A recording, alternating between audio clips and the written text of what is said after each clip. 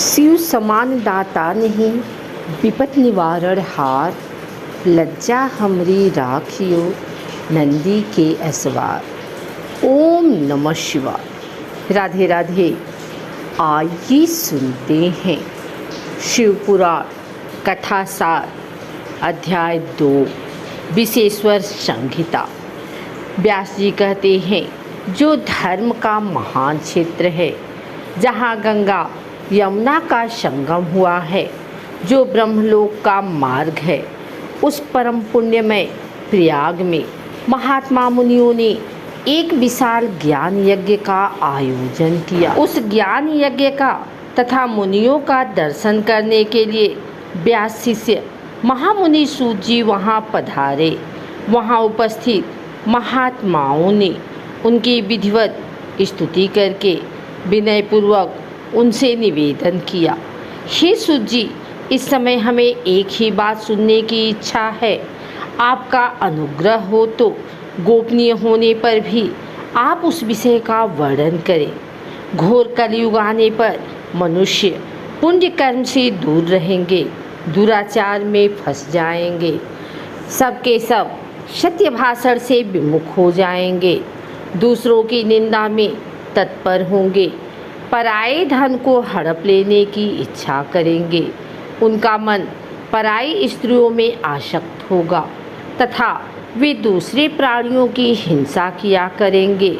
वे अपने शरीर को ही आत्मा समझेंगे।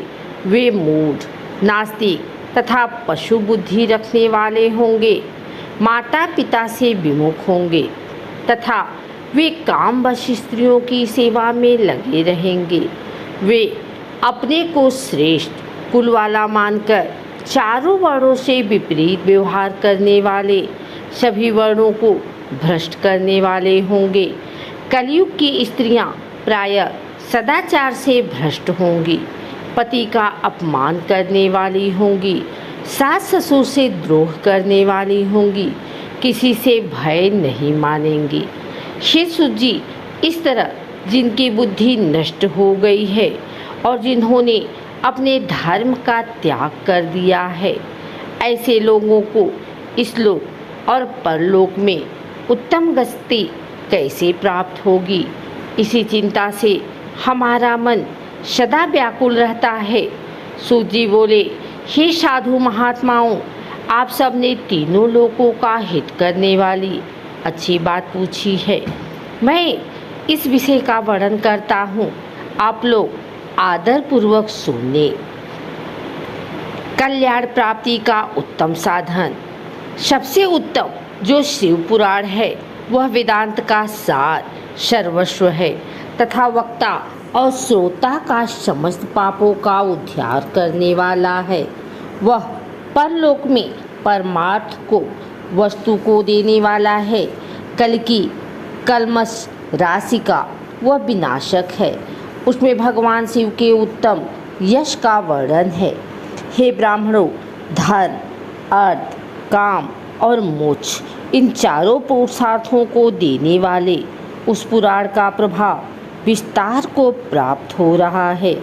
हे विप्रवरों, उस सर्वोत्तम शिव पुराण के अध्ययन एवं श्रावण मात्र वे कलयुग के पापासक्त जीव श्रेष्ठतम गति को प्राप्त हो सकेंगे। एक बार महर्षिगण परस्पर वाद विवाद में फंस गए, तब वे सब के सब अपनी शंका के समाधान के लिए ब्रह्मा जी के पास गए। मुनिगणों ने कहा, हे भगवान, परम साध्य क्या है और उसका परम साधन क्या है तथा उसका साधक कैसा होता है। ब्रह्मा जी कहते हैं, शिव पद की प्राप्ति का साध्य है, उनकी सेवा ही साधन है तथा उनके प्रसाद से जो नित्य नैमित्तिकी आदि फलों के प्रति निष्प्रिय होता है, वही साधक है। भगवान शंकर का श्रवण, कीर्तन और मनन, ये तीनों महत्तर साधन कहे गए हैं। ये तीनों ही वेद सम्मत हैं। सूत जी कहते हैं, हे सौनक, जो श्रवण, कीर्तन और मनन इन तीनों के अनुष्ठान में समर्थ न हो, वह भगवान शंकर के लिंग या मूर्ति की स्थापना कर नित्य उसकी पूजा करके संसार सागर से पार हो सकता है। ऋषिगणों के यह पूछने पर कि मूर्ति में ही सर्वत्र देवताओं की पूजा होती है, परंतु भगवान शिव की पूजा सब जगह मूर्ति में और लिंग में क्यों की जाती है?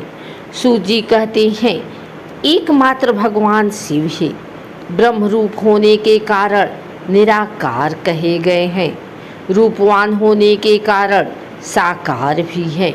निराकार होने के कारण ही उनकी पूजा का आधारभूत लिंग भी निराकार ही प्राप्त हुआ है, अर्थात शिवलिंग शिव के निराकार स्वरूप का प्रतीक है।